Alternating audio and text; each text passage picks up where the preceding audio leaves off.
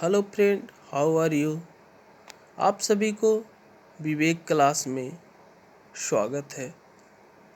जी दोस्तों, आज मैं 12th क्लास का केमिस्ट्री का एक टॉपिक्स लेकर आया हूँ जिसका नाम है सॉलिड स्टेट।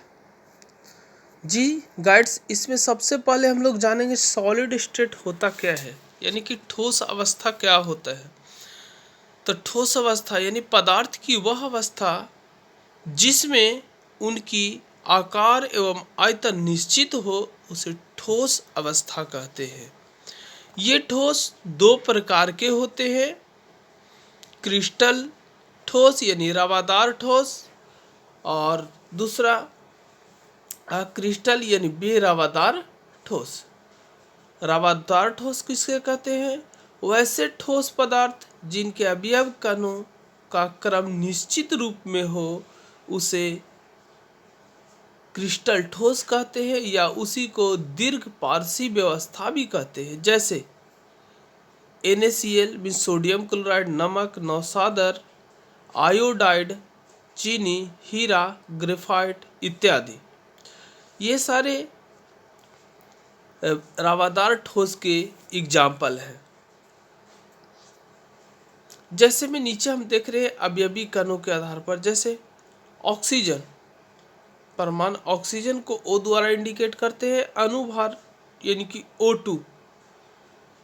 आयंस के रूप में इसको अगर हम लोग देखते हैं तो कैल्शियम पर माइनस चार्ज होता है, कार्बन CO2 इस तरह का एग्जाम्पल होता है क्रिस्टल्स का। क्रिस्टल्स का क्या गुण होता है? ज्यामितीय निश्चित होती है, यानी कि इसका जो अरेंजमेंट होता है बिल्कुल फिक्स होता है। विषमदाशिक होता है। विषमदाशिक का मतलब ये होता है कि जब उस क्रिस्टल्स के ऊपर लाइट को या फिर इलेक्ट्रिक करंट को पास करते हैं तो वो सीधा नहीं गमन करके अलग अलग दिशाओं से, जैसे यहाँ पे देखिए हमने यहाँ से इलेक्ट्रिक करंट इसे सॉलिड में पास किया, ये सीधा नहीं जा कर के क्या हुआ, इस तरफ मुड़ गया या फिर ऊपर की तरफ चला जाए, यानी डायरेक्शन चेंज हो जाए। तो ऐसे कंडीशन को हम लोग विषमदाशिक कहते हैं। नेक्स्ट है, इसका गलनांक निश्चित होता है। इसमें शीतलन वक्र अनिश्चित होता है। शीतलन वक्र का मतलब ठंडा होने की प्रवृत्ति।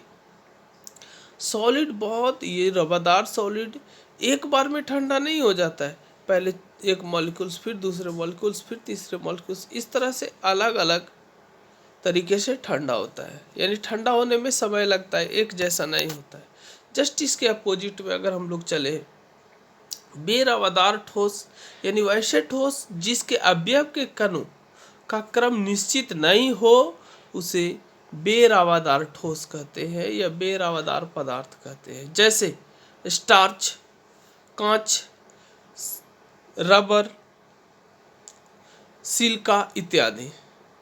इसका गुण कैसे इसको पहचानेंगे कि यही बेरवादार है? तो इसमें सबसे पहला गुण होता है हमारा ज्यामितीय नियमित नहीं होता है। जैसे हम लोग क्रिस्टल में देखें कि इसका जो अवयव का कण था बिल्कुल सॉलिड था, लेकिन इसमें अवयव का कण सॉलिड नहीं होता है। फिर इसमें हम लोग देखें कि ये विषमदायिक होता है, जबकि अक्रिस्टल जो होता है समदायिक होता है। इसका गलनांक निश्चित था, जबकि इसका निश्चित नहीं होता है। इसका शीतलन वक्र सतत होता है, इक्वल होता है। ये क्रिस्टल और एमॉर्फस में डिफरेंस है। नेक्स्ट हम लोग चलते हैं, क्रिस्टल यानी कि रवादार और बेरवादार में क्या अंतर है?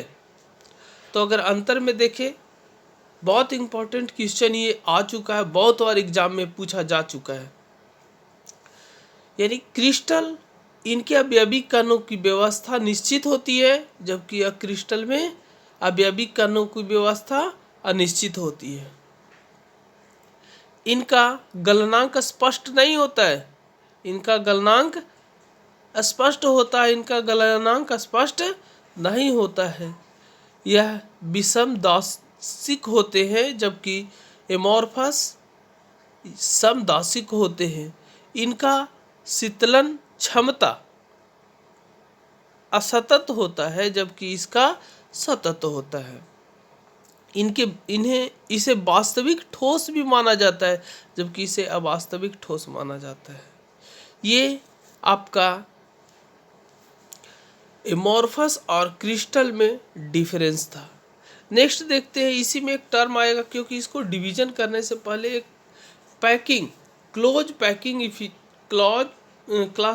क्लोज पैकिंग इन क्रिस्टल ठोसों में संकुलन पढ़ना बहुत जरूरी है, क्योंकि इसके बिना आगे जो है क्लासिफाई जो किया गया है उसमें थोड़ा सा समझने में मुश्किल होता है। मैं अपने तरीक़ा से पहले इसको बताता हूँ, उसके बाद इसका टाइप्स बताता हूँ। तो क्लोज पैकिंग इन क्रिस्टल, ठोसों में संकुलन क्या होता है? तो क्रिस्टल के बंद संकुलन, क्रिस्टल जालक में उनके घटक कणों को मतलब परमाणु, अणु और आयन की त्रिविम में निश्चित व्यवस्था को बंद संकुलन कहते हैं। जैसे यहाँ पे हम लोग देख रहे हैं, ये जो है, ये जो सॉलिड है, इस तरह की व्यवस्था त्रिविमीय व्यवस्था, इस तरह से त्रिविमीय व्यवस्था को हम लोग, त्रिविमीय व्यवस्था से जो बंधा रहता है, इसी को हम लोग कहते हैं संकुलन या निविड या सुसंकुलन, एक ही नाम से जानते हैं। पैकिंग, क्लोज पैकिंग क्रिस्टल को, यानी classification of close packing crystals, इसको हम लोग बांट सकते हैं क्लोज पैकिंग इन 2 डायमेंशन, क्लोज पैकिंग इन 3 डायमेंशन। क्लोज पैकिंग इन 2 डायमेंशंस में स्क्वायर क्लोज पैकिंग होता है, हेक्सागोनल क्लोज पैकिंग होता है, मीन्स वर्ग बंद संकुलन और षष्ठ कोणीय बंद संकुलन। इसके बाद 3 क्लोजिंग इन 3 डायमेंशन में हम लोग देखें तो हेक्सागोनल क्लोज पैकिंग, इसी को शॉर्ट में कहते हैं HCP और इसी को कहते हैं ABACP। और क्यूबिक क्लोज संकुलन, घनीय बंद संकुलन CCP ABCCP, इसे नाम दिया जाता है।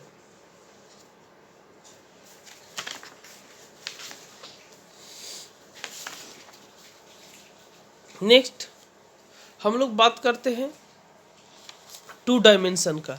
तो 2 डायमेंशन में जो पहला हमारा था स्क्वायर क्लोज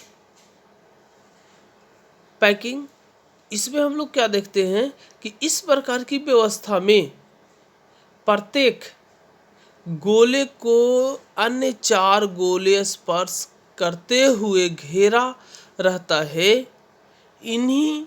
इन 4 गोलों के केंद्र को मिलाने पर एक वर्ग बनता है। यह रचना वर्गाकार जालक कहलाता है। यानी कहने का मतलब, गोला कहने का मतलब है उस जगह पर आपका परमाणु होगा, या उस जगह पर परमाणु होगा और एक परमाणु, जैसे यहाँ पे हम लोग देख रहे हैं बीच में ये चार गोला है, 4 गोला को एक छोटा सा गोला को घेरे हुए है, तो इसको, या फिर ऊपर में हम लोग देखें यहाँ पे 4 गोला को एक छोटे से गोला घेरा हुआ है, 4 गोला, एक गोले को 4 गोला घोरा हुआ है, यानी एक परमाणु को 4 परमाणु घेरा हो, ऐसा अगर स्ट्रक्चर मिले तो इसे हम लोग स्क्वायर क्लोज पैकिंग कहते हैं।